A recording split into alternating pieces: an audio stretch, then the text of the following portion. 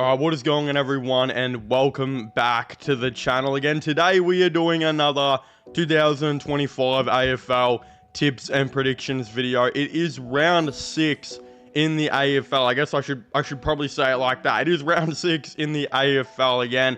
I think last week's tips and predictions video I was like hungover and looked like absolute crap. In this week's tips and predictions video, I have woken up with about 3 hours of sleep because I don't know, something's keeping me up at night, and it's probably Sydney Sweeney in my dreams keep waking me up. Or I don't know, wouldn't that actually make me want to continue to stay dreaming so I could see her? I don't know, where are we even going with this? But what I'm trying to say is, I look like shit again. Like, what a surprise. It's like a common tradition now. I gotta look like shit when I do these AFL tips and predictions video. But look, we're starting off strong here. We've got Collingwood versus Brisbane at the Gabba on a Thursday night again. I'm very interested to see how this game goes. Brisbane had this miraculous comeback against the Western Bulldogs last week where Eric Hipwood decided to turn into prime LeBron after having the VFL allegations in the first half of the game.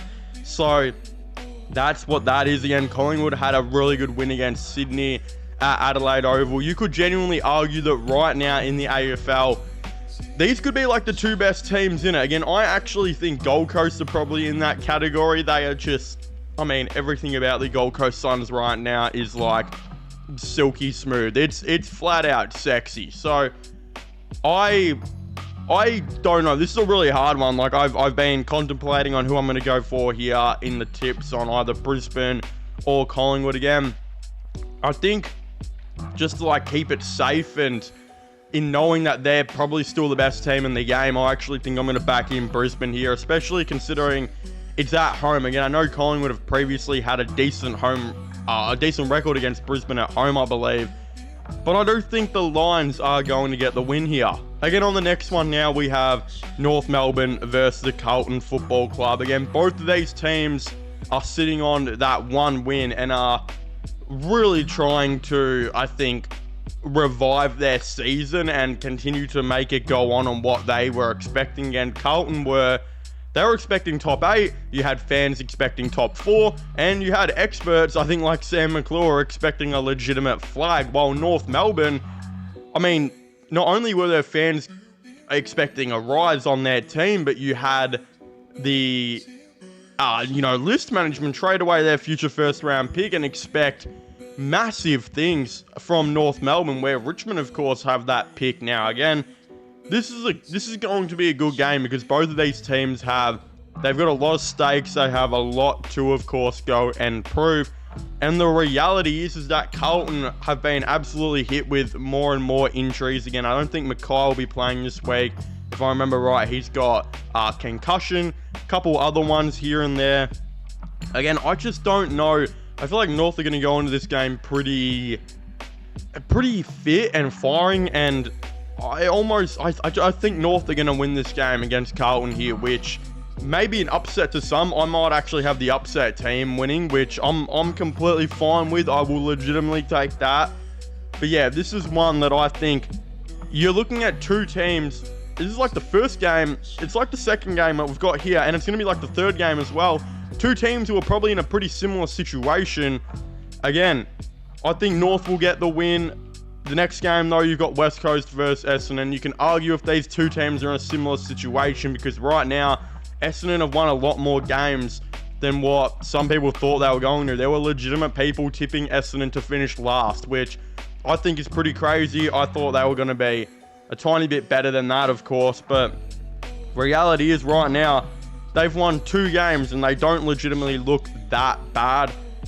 West Coast, though, the team that everyone had in the bottom 4, I think, they are really, really bad. Like, they are really, really bad, which sucks because it turns out like their off-season moves ended up being elite, like Liam Baker and Jack Graham have oddly enough been like their 2 best players. So it is a really weird situation at the Eagles right now. Again, I think the Bombers are legitimately going to go 3-5 here, which is it's crazy to think to me that this is what they're going to do, and that is a way better start than what I think anyone and their dad probably had them doing. So yeah, I will be tipping the Bombers to beat the Eagles at West Coast home. Again, Melbourne versus Fremantle Saturday. Again, another team that is unfortunately bad.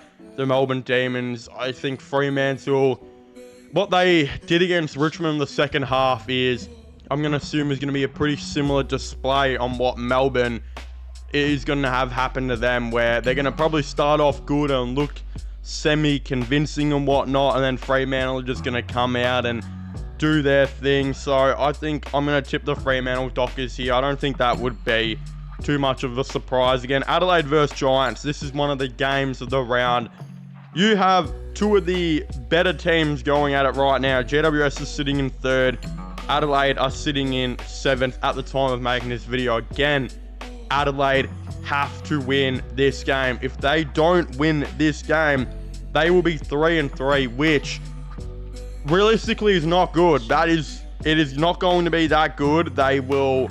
I'm pretty sure they're going to be out of the 8 if they do lose this game. While if the Giants win it, they will go, I think, in the first, because they're playing before Gold Coast here, and they should have a higher percentage than what Brisbane will have. So that is a crazy thing that the Giants are just absolutely steamrolling right now, and specifically look really, really good. But I think Adelaide have to win here. There are too many good things about Adelaide's team right now. Again, yes, they have probably 1-2 extra tall back there. There's a couple of things like they really don't, I think when Dawson's playing like that half-back type of role, or he's moving around the ground, they're screaming for that extra midfielder to put his hand up.